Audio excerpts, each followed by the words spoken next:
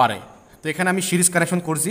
যখন আপনারা বাসা বাড়িতে কেউ সোলার প্যানেল লাগাইছেন হয়তো 50 ওয়াটের একটা, পরবর্তীতে লোড বাড়ার কারণে আপনি আরও একটা বা দুইটা প্যানেল এখানে যোগ করবেন, তাহলে কীভাবে সেটি যোগ করে ভোল্ট বাড়াবেন সেটি এখন আমি আপনাদেরকে বোঝাবো।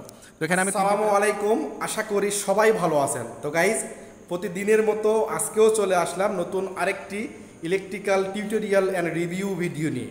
তো আজকের এই ভিডিওর মূল টপিক হচ্ছে একাধিক সোলার প্যানেল কিভাবে সিরিজ কানেকশন করতে হয়।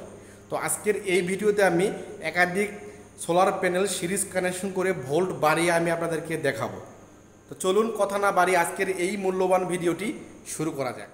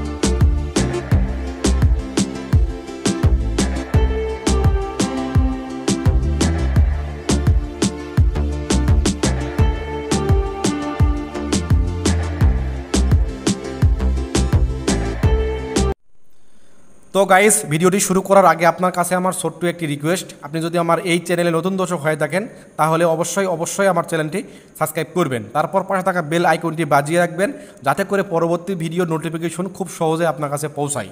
আর যদি অলরেডি সাবস্ক্রাইব করে আমার এই ছোট্ট পরিবারের সদস্য হয়ে থাকেন তাহলে আমার চ্যানেলের পক্ষ থেকে অনেক ধন্যবাদ। তো চলুন কথা না বাড়িয়ে মূল ভিডিওতে যাওয়া যাক। তো গাইজ, এখানে যে চিত্রটি আমি অঙ্কন করলাম সেটি হচ্ছে মূলত একটি তিনটি সোলার প্যানেল আমি এখানে সিরিজ কানেকশন করে আমি আপনাদেরকে দেখানোর চেষ্টা করলাম। তো এখন আমি আপনাদেরকে যেটি বোঝাবো সেটি হচ্ছে সিরিজ কানেকশন করলে ভোল্ট বাড়ে, অ্যাম্পিয়ার স্থির থাকে। আর যদি প্যারালাল কানেকশন করেন তাহলে ভোল্ট স্থির থাকে, অ্যাম্পিয়ার বাড়ে। তো এখানে আমি সিরিজ কানেকশন করছি। যখন আপনারা বাসা বাড়িতে কেউ সোলার প্যানেল লাগাইছেন হয়তো 50 ওয়াটের একটা, পরবর্তীতে লোড বাড়ার কারণে আপনি আরও একটা বা দুইটা প্যানেল এখানে যোগ করবেন, তাহলে কীভাবে সেটি যোগ করে ভোল্ট বাড়াবেন সেটি এখন আমি আপনাদেরকে বোঝাবো। তো এখানে আমি তিনটি প্যানেল অঙ্কন করে নিয়েছি। তিনটি প্যানেল হচ্ছে 50 ওয়াট করে। এখানে দেখেন সোলার প্যানেল নাম্বার 1, এখানে 2 and 3। তো এক পর্যায়ক্রমে এখানে নিচে হচ্ছে প্লাস মাইনাস এবং প্রত্যেকটা প্যানেল 12 ভোল্ট করে 8 অ্যাম্পিয়ার। তো যখন আমি সিরিজ কানেকশন করেছি তাহলে অবশ্যই 3 12 36 ভোল্ট। আর যেহেতু এখানে সিরিজ কানেকশন করা সেক্ষেত্রে আমার যা অ্যাম্পিয়ার তাই থাকবে 8 অ্যাম্পিয়ার।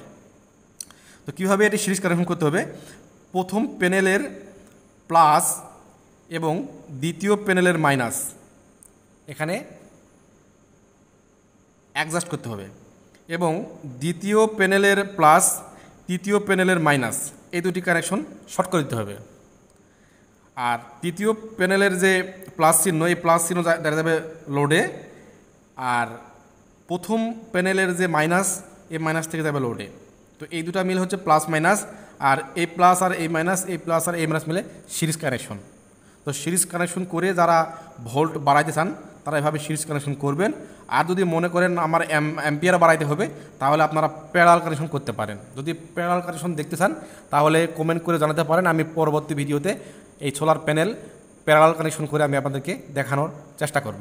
তো গাইজ, এভাবেই খুব সহজেই 2, 3 তার অধিক প্যানেল সিরিজ কানেকশন করে ভোল্ট বাড়ানো যায়।